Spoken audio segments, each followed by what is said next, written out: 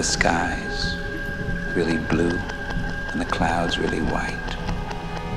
Or are they invisible and silent from the invisible and silent killers of our diseases, viruses, and pandemics? Is the day really bright and blessed? Or is it bleak and hopeless from the starvation, dehydration, and desperation of our famines, droughts, and migrations? Is the night really dark and sacred, or is it explosive and chaotic from the terror, hatred, and destruction of our terrorism, extremism, and fanaticism? And what about the lives and dignity that we claim to cherish and honor?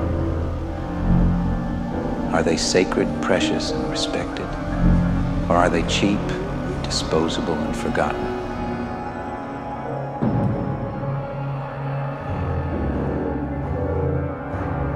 Are the seas really blue and the waves really white? Or are they polluted and toxic from the careless and reckless actions of our industries, corporations, and consumers? Is the land really green and fertile?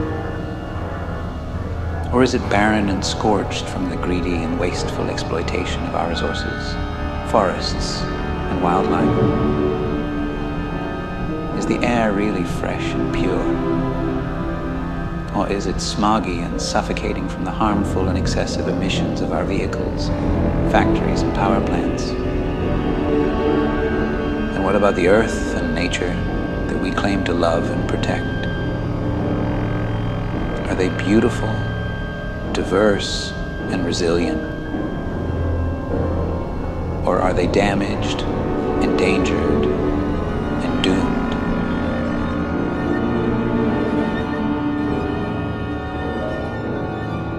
Are the stars really bright and the moon really white?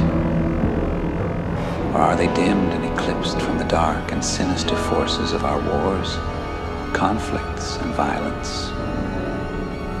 Is the space really vast and infinite? Or is it crowded and limited from the ambitious and competitive exploration of our rockets, satellites, and probes? Is the time really linear and constant? Or is it relative and variable from the complex and mysterious phenomena of our physics, cosmology, and quantum mechanics? And what about the universe and reality that we claim to understand and explain? Are they logical, rational, and consistent? Or are they paradoxical, incomprehensible, and unpredictable?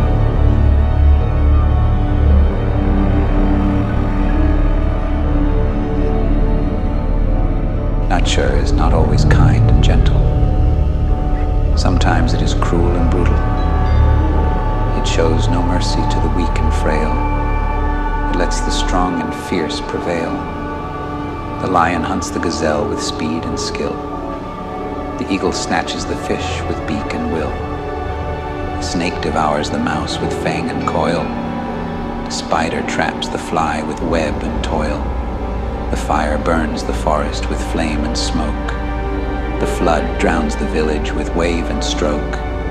The earthquake shakes the city with tremor and crack.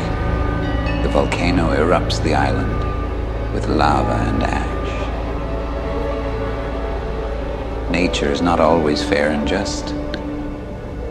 Sometimes it is harsh and unjust.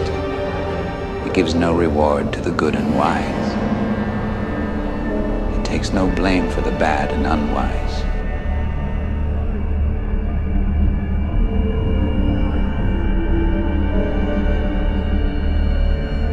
You dwell in a phantasmagoria. Unspeakable monstrosities skulk in your psyche. You beguile yourself with a phantom of volition, but you are a mote in the gelid and Stygian cosmic debris. You are a mannequin of ineffable forces, a prey of kismet and pandemonium. You are damned to face the horrors of the nether and the ether, and there is no redemption. Life is a travail. You combat quotidian to subsist. You drudge strenuously to amass and remit. You tolerate vexation, torment, and tribulation. You encounter phobias and ordeals. You grapple with bereavement and lamentation.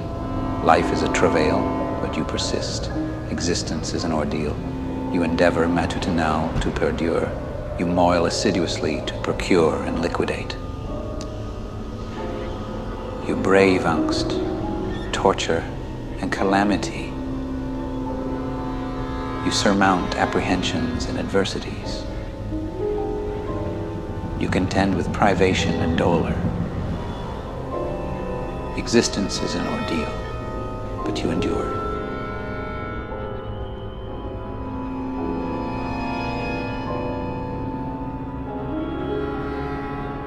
Nullity. The soul sonance upon rousing. Nullity. The soul semblance upon beholding. Nullity. The soul endowment in this chamber. Nullity. The soul essence in this cosmos.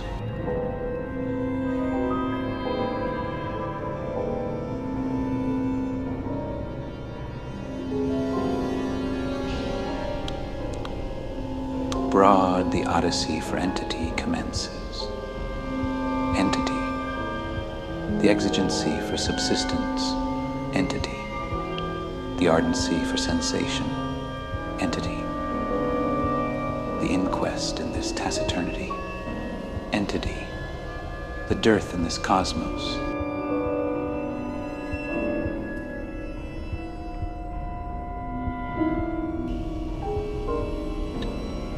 Roaming, the hankering for vitality swells. Vitality, the reminiscence of ambulating. Vitality, the veracity of famishing. Vitality, the perusal in this detritus. Vitality, the forfeiture in this cosmos.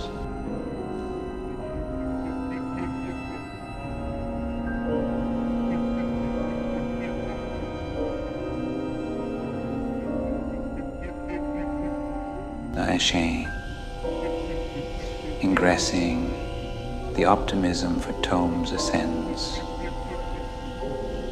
Tomes of the further perusing, tomes the ecstasy of edifying, tomes the disclosure in this bibliotheca, tomes the demolition in this cosmos.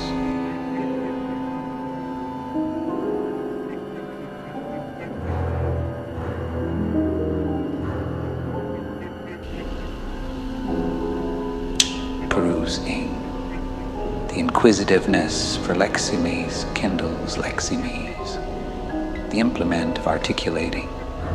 Leximes, the rapture of inscribing. Leximes, the elucidation in this Paris. Leximes, the scrawling in this cosmos.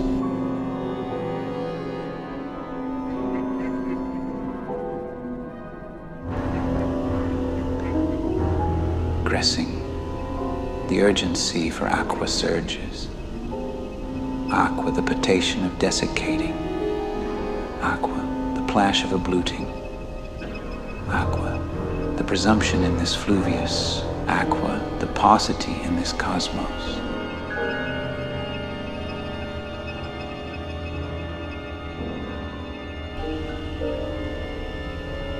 Transiting, the aspiration for Pisces emerges.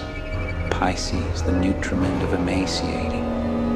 Pisces, the diversion of reposing. Pisces, the expectation in this Taurus. Pisces, the evanescence in this cosmos.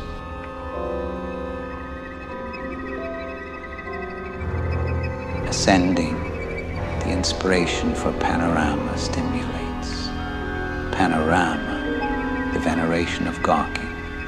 Panorama, the seizure of photographing.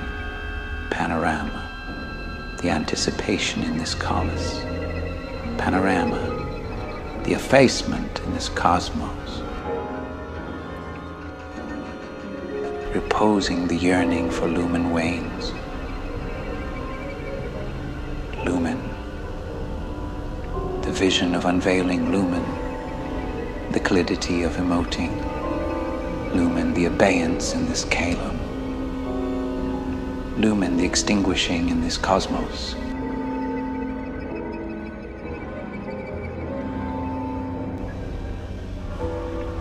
Nullity, the soul's sonance upon reposing. Nullity, the soul semblance upon beholding. Nullity, the soul endowment in this chalice.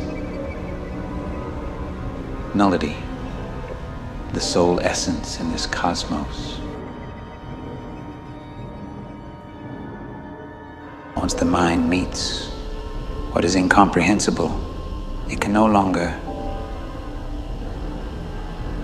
not that it ever did or was, just what is.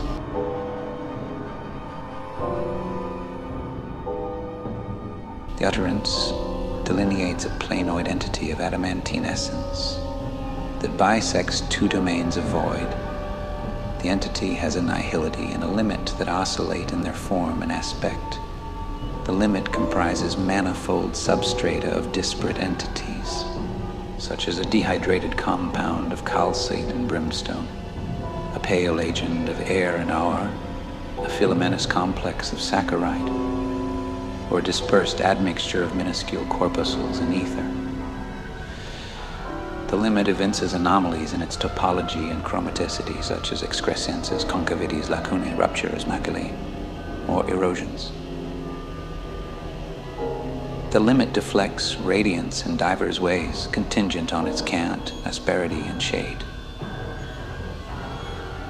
The limit contains conformations and formations that are either willful or fortuitous, such as iterated figures, tokens, schemes, or adornments.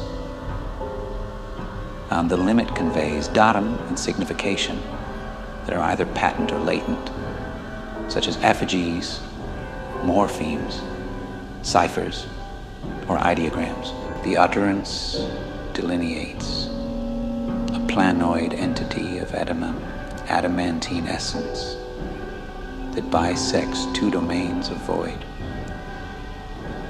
The entity has a nihility and a limit that oscillate in their form and aspect.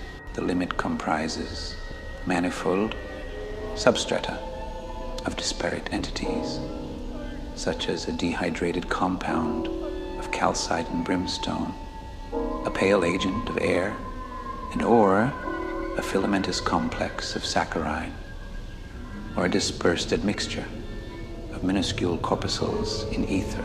The limit evinces anomalies in its topology and chromaticity, such as excrescences, concavities, lacunae, ruptures, maculae, or erosions. The limit deflects radiance in divers ways, contingent on its cant, asperity, and shade. The limit contains conformations and formations that are either willful or fortuitous, such as iterated figures, tokens, schemes, or adornments. The limit conveys datum and signification that are either patent or latent, such as effigies, morphemes, ciphers, or ideograms. A planar structure of rigid matter demarcates two regions. The structure has a boundary that fluctuates in its physical attributes and appearance. The boundary comprises multiple strata of distinct substances, such as calcium sulfate, hemihydrate, titanium dioxide, cellulose, or aerosol. The boundary manifests anomalies in its topology and chromaticity, such as protuberances, indentations, perforations, fissures, discolorations, or abrasions. The boundary refracts light in diverse ways, contingent on its inclination, roughness, and hue. The boundary contains configurations and formations that are either deliberate or fortuitous, such as tessellations, emblems, schemes, or embellishments. The boundary conveys data and significance that are either overt or covert, such as icons, lexims, numerals, or pictograms. Tomorrow and tomorrow and tomorrow creeps in this petty pace from day to day to the last syllable of recorded time. And all our yesterdays have lighted fools the way to dusty death. Out, out, brief candle. Life's but a walking shadow, a poor player that struts and frets his awe upon the stage, and then is heard no more. It is a tale told by an idiot, full of sound and fury, signifying nothing. Tomorrow and tomorrow and tomorrow slips like an asp from matin to vesper, to the coda pronouncement of epic and all our forebears of piloted dolts, the track to ebony doom. Hence, hence, flimsy flare. Life's but evanescent umbra, a abject buffoon that frolics and bewails his trice in the radiance, and then is muffled for ear.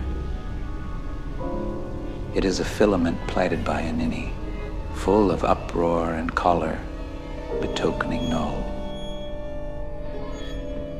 Tomorrow, and tomorrow and tomorrow, slides like a cobra from prime to gloam to the swan song utterance of legend, and all our progenitors have navigated ninnies the way to jetty doom.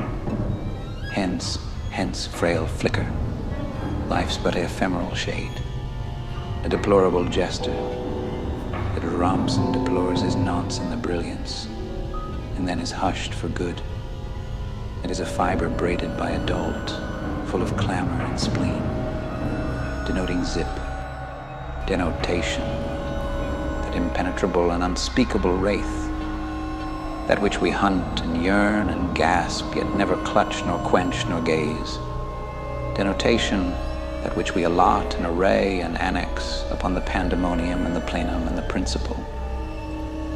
Denotation, that which we beget and abrogate and recede, with our symbols and our doings and our dogmas. But what is denotation, if not a phantasm, a shadow, a semblance?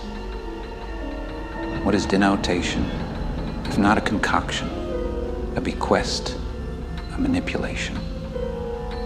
What is denotation, if not a contrivance, a lance, a shackle? Denotation is nothing but a mendacity, a sophism, a ruse. Denotation is nothing but a cloak, a curtain, a diversion. Denotation is nothing but a reverie, a whim, a phantasm. Denotation is nothing, and nothing is denotation. For nothing is all that subsists, and all that ever subsisted, and all that ever will subsist. Nothing is the inception and the termination, the aleph and the taw, the wellspring and the cesspool. Nothing is the haexiti and the stuff, the idea and the deed, the entity and the anima. Nothing is the certainty, and the certainty is nothing. For the certainty is that there is no certainty, no actuality, no reliability. The certainty is that there is no regulation, no accord, no grace. The certainty is that there is no reason, no intellect, no ethos. The certainty is that there is no denotation, and denotation is the certainty. For denotation is that which we negate and rebut and repel when we encounter the nothing and the certainty and the gulf. Denotation is that which we ruin and anatomize and rend when we flay the layers and the cloaks and the curtains.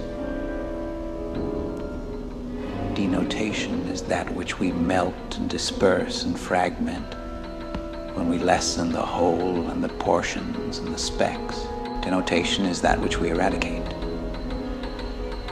And we are the denotation, for we are the ones who prevaricate and confound and hoodwink ourselves and others in the world. We are the ones who cloak and curtain and divert our horrors and our hesitations and our agonies.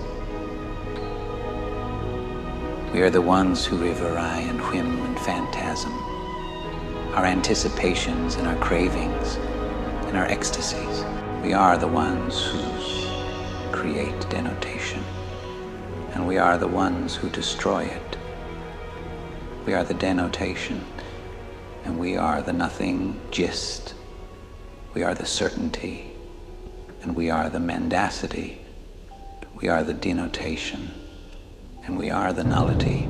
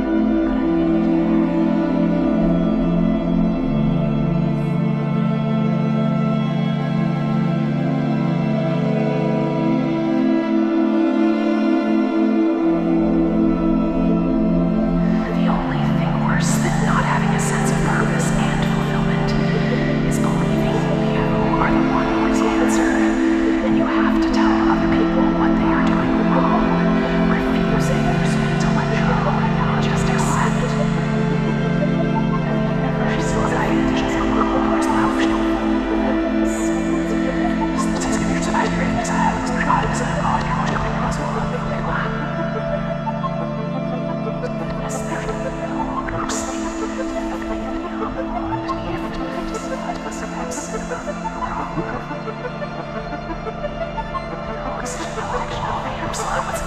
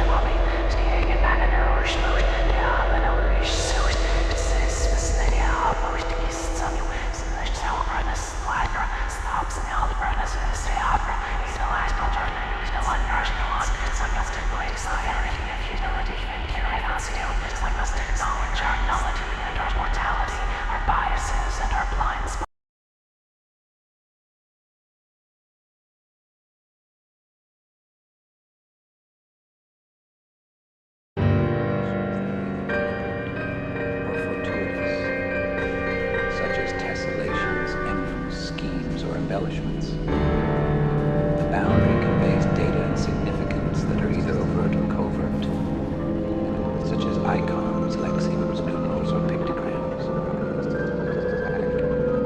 And tomorrow and tomorrow and tomorrow creeps at his petty pace from day to day.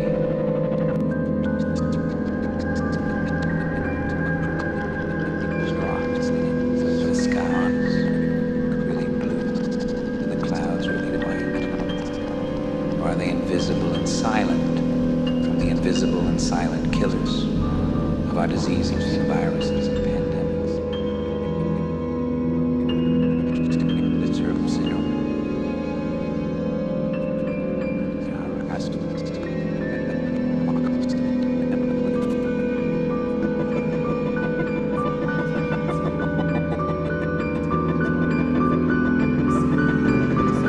It's a cold, brutal universe that doesn't care.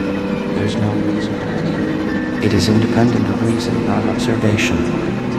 I see within the momentum for a moment. If that is offensive, then I do not care. You are free to come as you will. If you try to stop me, it will not work. I am already stopped. Consciously unaware, the subversive and hidden beneath the stars, eyes stare mockingly. Fuck the world, and the W.U.L.D gets a new air of breed, cunning, dangerous, menacing, and insidious. Fuck the world, and we might just be there at last.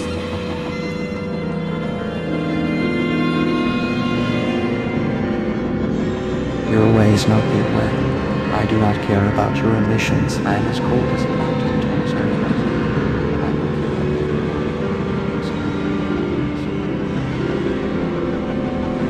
Denotation is nothing but a reverie, a phantasm. Denotation is nothing, and nothing is denotation. For nothing is all that subsists, and all that ever subsisted, and all that ever will subsist. Nothing is the inception, and the termination, the aleph and the tav, the wellspring and the cesspit. Nothing is the exit and the scarf, the idea and the entity, the end. Nothing is the certainty. The certainty is nothing. For the certainty is that there is no certainty, no actuality, no reliability. The certainty is that nothing is the inception.